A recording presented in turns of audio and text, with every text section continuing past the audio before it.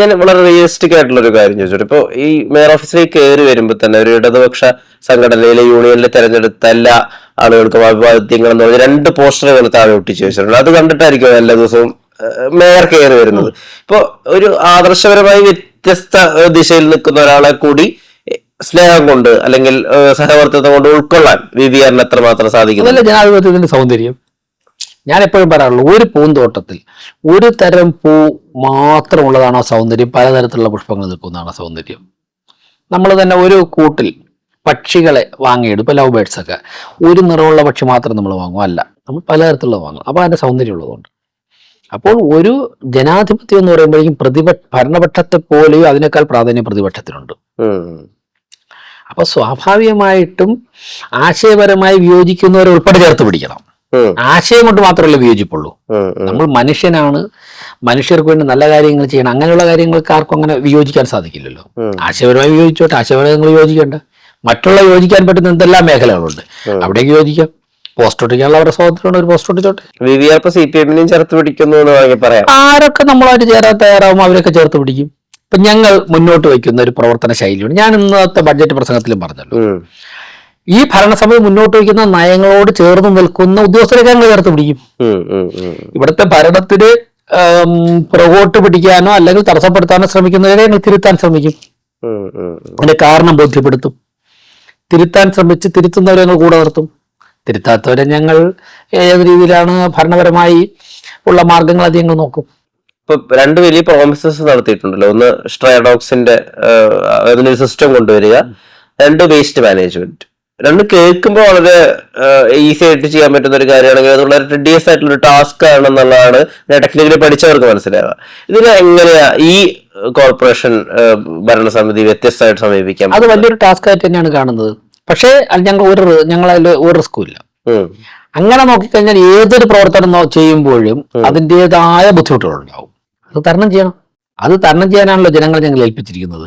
ജനങ്ങൾക്ക് ഞങ്ങൾ വിശ്വാസം ഉള്ളതുകൊണ്ട് എന്തായാലും 50 തെരുവ് നായ്ക്കളെ വളരെ ശാസ്ത്രീയമായിട്ട് എല്ലാ നിയമങ്ങൾക്കകത്ത് നിന്നുകൊണ്ടും ഷെൽട്ടർ ചെയ്യാൻ വേണ്ടി ഞങ്ങൾക്ക് സാധിച്ചു എന്ന് സമൂഹം അംഗീകരിച്ചല്ലോ.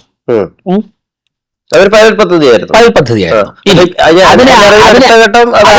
അതിന് അടുത്ത 500 1000 ആക്കുക എന്നുള്ളതാണ്.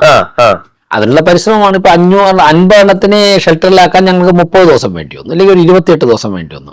അപ്പൊ 500 എണ്ണത്തിനെ ഷെൽട്ടറിലാക്കുവാൻ വേണ്ടി ഒരു കുറച്ച് ദിവസത്തോടെ കാത്തിരിക്കേണ്ടി വരും. അതിനുള്ള നടപടികൾ ആരംഭിച്ചു കഴിഞ്ഞു. വേസ്റ്റ് മാനേജ്മെന്റിൽ എന്താ ചെയ്യാൻ പോകുന്നത്? നിലവിലുള്ള മാലിന്യ സംസ്കരണ പദ്ധതികൾ ഏതൊക്കെയാണ് മുന്നോട്ട് കൊണ്ടുപോകാൻ സാധിക്കുന്നത് അക്കാര്യങ്ങൾ കൊണ്ടുപോകും. ഇവിടെ മുൻ ഭരണസമിതികൾ കുറെ കാര്യങ്ങൾ ചെയ്തിട്ടുണ്ടല്ലോ, അതിൽ കുറച്ചൊക്കെ നമുക്ക് പിടിച്ചിടാൻ സാധിക്കും. അതും മുന്നോട്ട് കൊണ്ടുപോകും. എന്നിട്ട് മാറിയ കാലഘട്ടത്തിൽ പുതിയ സാങ്കേതിക വിദ്യ ഉപയോഗിച്ചുകൊണ്ട് പുതിയ പദ്ധതികൾക്ക് തുടക്കം കുറിക്കും. ഇത് 2 കൂടെ ആകുമ്പോഴേക്കും പരിഹരിക്കപ്പെടും. ഇപ്പോൾ നമ്മൾ സംസാരിക്കുന്ന സമയം രാത്രി 11 മണിയാണ്. പ്രോബബ്ലി അവസാനത്തെ ഒഫീഷ്യൽ മീറ്റിംഗ് ചിലപ്പോൾ ഇതായിരിക്കും എന്ന് വിചാരിക്കുന്നു ഞാൻ. ഇന്നത്തെ അവസാനത്തെ മീറ്റിംഗ് കഴിയുന്നത് ചിലപ്പോൾ ഇപ്പൊ നമ്മൾ സംസാരിക്കുമ്പോൾ 12 മണി വരെ നീടുമെന്ന് വിചാരിക്കാം. അപ്പൊ 12 മണിക്കാണ് അവസാനത്തെ മീറ്റിംഗ് കഴിയുന്നത്. പിറ്റേ ദിവസം രാവിലെ തുടങ്ങുന്നത് 5 മണിക്കാണല്ലോ. ചിലപ്പോ ഒരു 6 മണിയാവും, ചിലപ്പോൾ 7 മണി, ചിലപ്പോൾ 5 മണിക്ക് തന്നെ ആൾക്കാർ ഈ പോകുന്ന ഇപ്പൊ 6 മണിക്ക് ട്രെയിനിൽ പോകേണ്ട ആളിന് 6 മണിക്ക് മുമ്പ് മേയറെ കാണണമെങ്കിൽ അവർ 5 മണിക്ക് വീട്ടിൽ ബെല്ലടിക്കും. ചിലപ്പോൾ 8 മണിക്കുള്ള ട്രെയിനിൽ പോയാൽ അത് 7 മണിക്ക് ഒന്ന് ബെല്ലടിക്കും. നമ്മളൊരു ആരും വന്ന് വിളിച്ചില്ല, അതുകൊണ്ട് 6 മണിയാകുമ്പോൾ 5:30 6 മണിയാകുമ്പോൾ ഉറക്കം എഴുതേൽക്കും. ഒരു personal life work life balance അങ്ങനെയൊക്കെ ചിന്തിക്കുന്നുണ്ടോ? അല്ല, പേഴ്സണൽ ലൈഫ് ഒക്കെ എൻ്റെ കൂടെ അങ്ങ് പോകും, എന്തൊക്കെ നടക്കാം. അല്ല, പേഴ്സണൽ ലൈഫിന് വേണ്ടി 2 മണിക്കൂർ 3 മണിക്കൂർ മാറ്റി വയ്ക്കുക, ഒഫീഷ്യൽ ലൈഫ് അങ്ങനെയൊന്നുമില്ല. ഇതൊക്കെ പേഴ്സണൽ ലൈഫാണ്. ചിലപ്പം രാത്രി ലേറ്റ് ആവുകയാണെങ്കിൽ വൈഫും മോനും ഒക്കെ ഇവിടെ വരും, കുറച്ചേരം കൂടെ ഉണ്ടാവും, പിന്നെ പോകുമ്പോൾ ഒരുമിച്ച് പോകും, അങ്ങനെയൊക്കെ പോകും. പത്മജയാണ് അദ്ദേഹത്തെ റീപ്ലേസ് ചെയ്യുന്നതൊക്കെ അഭ്യൂഹങ്ങൾ വരുന്നു തൃശ്ശൂരിൽ. അതിൽ എത്രമാത്രം സത്യാവസ്ഥയുണ്ട്? എന്തോ നിങ്ങളെപ്പോഴുള്ളവരെ അങ്ങനെ പറഞ്ഞു വരുന്നതാണ്. എനിക്കെല്ലാവരും ഇൻഫർമേഷനും വേറൊരു ഇൻഫർമേഷനും ഇല്ല. എനിക്ക് ഒരു ഇൻഫർമേഷനും ഇല്ല. നിങ്ങളെപ്പോഴുള്ളവർ ഇങ്ങനെ ഓരോ കാര്യങ്ങൾ പറഞ്ഞു വരുത്തിട്ട് എന്നോട് ചോദിച്ചാൽ എന്ത് പറയാനായിട്ട്. 60 ദിവസത്തിനടുത്ത് അത്രയും ദിവസങ്ങളിലുള്ള ഒരു പ്രവൃത്തി, അതിന് അത്രയും ദിവസങ്ങൾ വർക്ക് ചെയ്ത ദിവസങ്ങൾ, അതിനെങ്ങനെയാണ് വിലയിരുത്തുക? സ്വയം കഴിയുന്നിടത്തോളം ആത്മാർത്ഥമായിട്ട് ചെയ്യാൻ ശ്രമിച്ചിട്ടുണ്ട്.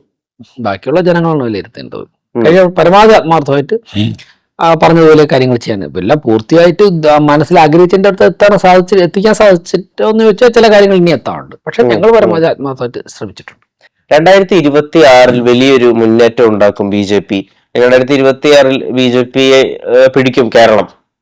എന്നൊക്കെ അമിത്ഷാ ഉൾപ്പെടെയുള്ള ആളുകൾ വലിയ പ്രതീക്ഷയോടുകൂടി നോക്കി കാണുന്നുണ്ട്. എന്താ ആ ഒരു ഏരിയയിലേക്കുള്ള റൂട്ട് മാപ്പോ അല്ലെങ്കിൽ പ്ലാനിങ്ങോ അതെന്തായിരിക്കും? പാർട്ടി നന്നായിട്ട് പ്ലാൻ ചെയ്തിട്ടുണ്ട്. പ്രവർത്തകർ നല്ല ആത്മവിശ്വാസത്തിലാണ്. ജനങ്ങൾക്ക് ഒരു ഓൾട്ടർനേറ്റീവ്, LDF UDF ഇല്ലാത്ത ഒരു ഓൾട്ടർനേറ്റീവിനെ കേരളത്തിലെ ജനങ്ങൾ തേടുകയാണ്. അത് BJP-യിലൂടെ സാധിക്കും. എത്ര സീറ്റുകൾ അക്കൗണ്ട് തുറക്കുന്ന ഒരു പ്രതീക്ഷ? കുറച്ചുകൂടെ പോയി സ്ഥാനാർത്ഥികളൊക്കെ ഫീൽഡിൽ ഇറങ്ങി പ്രചരണം തുടങ്ങിയതിന് ശേഷം പറയാം. സ്റ്റാർ സ്ഥാനാർത്ഥികൾ, അതായത് സിനിമാ താരങ്ങൾ ഉൾപ്പെടെയുള്ള ഇറങ്ങും BJP-ക്ക് വേണ്ടി ഒരിക്കൽ കൂടി എന്നൊക്കെ പ്രചാരങ്ങളുണ്ട്. അത് എത്രമാത്രം ശരിയുണ്ട്? പാർട്ടിയിൽ ചർച്ചകൾ നടക്കുന്നുണ്ട്. ആരൊക്കെയാണ് മത്സരിക്കേണ്ടതെന്നുള്ള ഫൈനൽ പിക്ചർ ആയിട്ടില്ല. വരുമ്പോഴേക്ക് ഏറ്റവും മികച്ച ഏറ്റവും നല്ല സ്ഥാനാർത്ഥി പട്ടിക BJP-യുടേതായിരിക്കും. BJP എന്ന് പറയുമ്പോൾ ഇത്രയും അധികം ഒരു മുന്നേറ്റം ഉണ്ടാക്കുമെന്ന് BJP ഇത്രയധികം രീതിയിൽ ആളുകൾക്കൊരു ജനസമ്മതി ഉണ്ടാക്കും, പ്രതീക്ഷ ഉണ്ടാക്കും, കോർപ്പറേഷൻ ഭരിക്കും എന്നൊക്കെയും ഒരു 10 വർഷം മുമ്പ് പറഞ്ഞിരുന്നെങ്കിൽ BJP-ക്ക് പുറത്തുള്ള ആളുകൾ അത് വിശ്വസിക്കില്ലായിരുന്നു. ഈ മുന്നേറ്റത്തിന്റെ അടിസ്ഥാനപരമായിട്ടുള്ള കാരണം എന്തായിരിക്കും എന്നാണ് VVR വിചാരിക്കുന്നത്? ഞങ്ങളുടെ ആശയത്തിന്റെ ഒരു തെളിമ, ശക്തി, ഞങ്ങളുടെ പാർട്ടിയുടെ പ്രവർത്തകരുടെയും നേതാക്കന്മാരുടെയും കഠിനാധ്വാനം. ഇപ്പൊ കേരളത്തിൽ ഇത്രയധികം സീറ്റുകൾ പിടിക്കുക, അങ്ങനെ ഒരു ഭരണം സാധ്യമാക്കുക, അതിന് 2026 ഒരു ക്ലിയർ ക്ലാരിറ്റി അല്ലെങ്കിൽ 2026 ഒരു മെജോറിറ്റി കേരളം ഭരിക്കേണ്ടത് ആരാണെന്ന് BJP തീരുമാനിക്കും. അതിനുള്ള ചർച്ചകൾ നേതൃത്വ തലത്തിൽ നടക്കുന്നുണ്ട്. എല്ലാ തരത്തിലുള്ള എല്ലാ സാധ്യതകളും പരിശോധിച്ചുകൊണ്ടുള്ള ചർച്ചകൾ നടക്കുന്നുണ്ടായിരിക്കും. ഞാൻ പക്ഷെ അത്തരത്തിലുള്ള മീറ്റിങ്ങുകളിൽ പങ്കെടുക്കേണ്ട സാഹചര്യം വന്നിട്ടില്ല. ഇപ്പൊ K. സുരേന്ദ്രനുമായിട്ട് ഏറ്റവും അടുത്ത് പ്രവർത്തിച്ച ഒരു മനുഷ്യനാണ്. അപ്പോൾ അദ്ദേഹവുമായി ചെലവിട്ട ആളുകൾ ഒരു നേതാവ് എന്ന രീതിയിൽ എങ്ങനെയാണ് സ്വയം പരിചയപ്പെടുത്തിയിട്ടുള്ളത്? നല്ല ആത്മവിശ്വാസം തരുന്ന, സഹപ്രവർത്തകർക്ക് പുതിയ പുതിയ ആശയങ്ങൾ പറഞ്ഞു തരുന്ന, സമരങ്ങളിലൊക്കെ തന്നെ ഒപ്പം നിൽക്കുന്ന, ധൈര്യപൂർവ്വം പ്രസ്ഥാനത്തെ സമൂഹത്തെ നയിക്കുന്ന നേതാക്കന്മാരിൽ ഒരാളാണ്. അദ്ദേഹമായിരിക്കും മുഖ്യമന്ത്രി കാൻഡിഡേറ്റ്? അത്തരത്തിലുള്ള ചോദ്യങ്ങളൊക്കെ, ഹൈപ്പോത്തറ്റിക്കൽ ക്വസ്റ്റ്യൻസ് ഒക്കെ, പ്രത്യേകിച്ച് എന്നെ പോലുള്ള ജൂനിയർ പ്രവർത്തകരുടെ കാര്യങ്ങളൊക്കെ ചോദിച്ചാലേ അതൊക്കെ പാർട്ടിയുടെ നേതൃത്വം തീരുമാനിക്കും. ഏതായാലും ആഗ്രഹമുണ്ടോ അദ്ദേഹത്തെ അങ്ങനെ കാണാൻ? BJP കേരളം ഭരിക്കണമെന്ന് ആഗ്രഹമുണ്ട്. അപ്പോൾ തലപ്പത്ത് K. സുരേന്ദ്രൻ ഉണ്ടാവും. സെൻട്രൽ പാർട്ടി തീരുമാനിക്കും. മോദിജി ഇനി ഒരു ഇലക്ഷൻ ക്യാമ്പയിനോ അല്ലെങ്കിൽ ഇലക്ഷനുമായി ബന്ധപ്പെട്ട ഒരു പ്രചാരണ പരിപാടിക്ക് തിരുവനന്തപുരത്തോ വരാനുള്ള അല്ലെങ്കിൽ തൃശ്ശൂരിൽ വരാനുള്ള സാധ്യതകളുണ്ടോ? കേരളത്തിൽ ഒരാളെ സാധ്യതയുണ്ട്. എവിടെയാണെന്നുള്ളത് ഇതുവരെയും അങ്ങനെ പറഞ്ഞിട്ടില്ല. കേരളത്തിൽ വരുമ്പോഴാണ് പ്രതീക്ഷിക്കുന്നത്. ഒരു മേയർ എന്നുള്ള രീതിയിൽ ഏറ്റവും അധികം പ്രതീക്ഷയോടുകൂടി VVR മനസ്സിൽ വിചാരിക്കുന്ന പ്രോജക്റ്റുകൾ ഏതെല്ലാമാണ്? നിരവധി പ്രോജക്റ്റുകളുണ്ട്. തിരുവനന്തപുരത്തിന് ഒരുപാട് സാധ്യതകളുണ്ട്. ഓരോ ദിവസവും കണ്ടുമുട്ടുന്നവരൊക്കെ തന്നെ തിരുവനന്തപുരത്തിന്റെ അവരവരുടെ പ്രതീക്ഷകളും സ്വപ്നങ്ങളൊക്കെ പറയുകയാണ്. അപ്പൊ അതില് പരമാവധി എത്രത്തോളം നടപ്പിലാക്കാൻ സാധിക്കും, ജനങ്ങളുടെ ഇതൊക്കെ നടപ്പിലാക്കുമ്പോൾ തന്നെ ഏറ്റവും ബുദ്ധിമുട്ടും വേദനയും വിഷമവും അനുഭവിക്കുന്ന ജനങ്ങളോടൊപ്പം എത്രത്തോളം കൂടുതൽ നിൽക്കാൻ സാധിക്കും, ചേർന്ന് നിൽക്കാൻ സാധിക്കും. അങ്ങനെ ചേർന്ന് നിന്ന് തിരുവനന്തപുരത്തെ രാജ്യത്തിലെ ഏറ്റവും പ്രമുഖ നഗരമാക്കി മാറ്റുവാനുള്ള എന്തൊക്കെ വഴികളുണ്ടോ അതൊക്കെ നോക്കും. അത് തന്നെയാണ് പ്രതീക്ഷ. അതിന് 1-2 പ്ലാനൊന്നുമല്ല, നിരവധി പ്ലാനുകളുണ്ട്. ശക്തമായിട്ടുള്ളൊരു പ്രതിപക്ഷം ആയിരുന്നല്ലോ കഴിഞ്ഞ വട്ടം. അപ്പോ 30 ദിവസമൊക്കെ കണ്ടിന്യൂസ് ആയി സമരം ചെയ്തിരുന്നു. അപ്പോ ഈ താഴത്തെ ഫ്ലോറിൽ അങ്ങനെ കിടന്ന് സമരം ചെയ്യുമ്പോൾ അടുത്ത വട്ടത്തെ ഭരണം അത് ഞങ്ങളിലായിരിക്കും, ആ ഒരു വിശ്വാസം ഉണ്ടായിരുന്നു. ഭരണം BJP-ക്ക് തന്നെ കിട്ടുന്ന വിശ്വാസം ഉണ്ടായിരുന്നു. കാരണം ജനങ്ങൾ അത്രത്തോളം ഞങ്ങൾ പുറത്തു കൊണ്ടുവന്ന കാര്യങ്ങൾ, ജനങ്ങളൊരു മാറ്റം ആഗ്രഹിക്കുന്നു, ഇതൊക്കെ ഞങ്ങൾക്ക് അറിയാമായിരുന്നു. BJP-യുടെ ഭരണത്തിലെത്തും ഞങ്ങൾക്ക് അറിയാമായിരുന്നു. ഇപ്പൊ കേരളത്തില് ഈ പുറത്തു നിന്നുള്ള ഇൻവെസ്റ്റ്മെന്റ് അല്ലെങ്കിൽ ഇൻഡസ്ട്രീസിന്റെ വരവ് ഇപ്പൊ മറ്റ് നോർത്ത് ഇന്ത്യൻ സംസ്ഥാനങ്ങളിലൊക്കെ അതുണ്ടല്ലോ. കേരളം പലപ്പോഴും അതിൽ പിന്നോട്ടാണെന്നുള്ള ഒരു ആക്ഷേപമുണ്ട്. ഇപ്പൊ BJP സർക്കാരാണ് കേരളത്തിലേക്ക് വരുന്നതെങ്കിൽ അതിലൊക്കെ വലിയ മാറ്റം ഉണ്ടാവുമെന്ന് തോന്നുന്നു. ഞങ്ങൾ ഭരണത്തിൽ വന്നു കഴിഞ്ഞാൽ അടുത്ത നിമിഷം ആക്ട് ചെയ്ത് തുടങ്ങുകയാണ്. ഒരു നിമിഷം പോലും പാഴാക്കാതെ രാജ്യത്തിന് വേണ്ടി, നാടിന് വേണ്ടി കഠിനാധ്വാനം നടത്തും. അപ്പൊ കിട്ടാവുന്ന നല്ല കാര്യങ്ങളൊക്കെ നമുക്ക് സ്വീകരിക്കും. മോഡിജി ലോകത്തിന്റെ പല ഭാഗങ്ങളിലും പോകുന്നു. ഭാരതത്തിൽ എന്തൊക്കെയാണോ സ്വീകരിച്ചാൽ ഗുണം കിട്ടുന്ന അദ്ദേഹം സ്വീകരിക്കുന്നു, അതൊക്കെ ചെയ്യുന്നു. അതിനെ ഞങ്ങൾ മാതൃകയാക്കും. അദ്ദേഹവുമായിട്ട് പേഴ്സണലി 3-4 മിനിറ്റ് സംസാരിക്കാൻ സാധിച്ചു എന്ന് പറഞ്ഞത് എന്താണ് ആ സംഭാഷണത്തിന്റെ ഉള്ളടക്കം? അദ്ദേഹം ഷെയർ ചെയ്യാൻ പറ്റുന്നത് കിട്ടിയ ജനവിധി മാനിച്ചുകൊണ്ട് കഠിനാധ്വാനം ചെയ്യുക, ജനങ്ങൾ വരുമ്പോഴേക്കും പരമാവധി അവരുടെ വിശ്വാസങ്ങൾ അല്ലെങ്കിൽ അവർ നമ്മൾ അർപ്പിക്കുന്ന വിശ്വാസം കാത്തു സൂക്ഷിക്കുക. നമ്മൾ സ്വപ്നം കാണുന്ന വികസിത ഭാരതത്തിന് വേണ്ടി ഓരോ കാര്യങ്ങളും, കുറെ മൈന്യൂട്ട് കാര്യങ്ങൾ അദ്ദേഹം പറഞ്ഞു, അത് ആത്മാർത്ഥമായി പരിശ്രമിച്ച് വിജയിപ്പിക്കാൻ ശ്രമിക്കുക. കേന്ദ്ര ഗവൺമെന്റ് പദ്ധതികൾ പരമാവധി കോർപ്പറേഷനിലും ജനങ്ങളുടെ ഇടയിലും നടപ്പിലാക്കാൻ പരിശ്രമിക്കുക. ഇങ്ങനെയുള്ള ചില ഉപദേശങ്ങളായിരുന്നു അദ്ദേഹം തന്നത്. ഒരു മേയർ എന്നുള്ള രീതിയിൽ ഏറ്റവും അധികം പ്രതീക്ഷയോടുകൂടി VVR മനസ്സിൽ വിചാരിക്കുന്ന പ്രോജക്റ്റുകൾ ഏതെല്ലാമാണ്? നിരവധി പ്രോജക്റ്റുകളുണ്ട്. തിരുവനന്തപുരത്തിന് ഒരുപാട് സാധ്യതകളുണ്ട്. ഓരോ ദിവസവും കണ്ടുമുട്ടുന്നവരൊക്കെ തന്നെ തിരുവനന്തപുരത്തിന്റെ അവരവരുടെ പ്രതീക്ഷകളും സ്വപ്നങ്ങളൊക്കെ പറയുകയാണ്.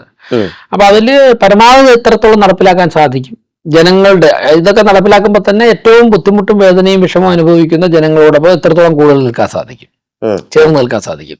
അങ്ങനെ ചേർന്ന് നിന്ന് തിരുവനന്തപുരത്തെ രാജ്യത്തിലെ ഏറ്റവും പ്രമുഖ നഗരമാക്കി മാറ്റുവാനുള്ള എന്തൊക്കെ വഴികളുണ്ടോ അതൊക്കെ നോക്കും. അത് തന്നെയാണ് പ്രതീക്ഷ. അതിന് 1-2 പ്ലാനൊന്നുമല്ല, നിരവധി പ്ലാനുകളുണ്ട്. ശക്തമായിട്ടുള്ളൊരു പ്രതിപക്ഷം ആയിരുന്നല്ലോ കഴിഞ്ഞ വട്ടം. അപ്പോ 30 ദിവസമൊക്കെ കണ്ടിന്യൂസ് ആയി സമരം ചെയ്തിരുന്നു. അപ്പോ ഈ താഴത്തെ ഫ്ലോറിൽ അങ്ങനെ കിടന്ന് സമരം ചെയ്യുമ്പോൾ അടുത്ത വട്ടത്തെ ഭരണം അത് ഞങ്ങളിലായിരിക്കും, ആ ഒരു വിശ്വാസം ഉണ്ടായിരുന്നു. ഭരണം BJP തന്നെ കിട്ടുമെന്നുള്ള വിശ്വാസം ഉണ്ടായിരുന്നു.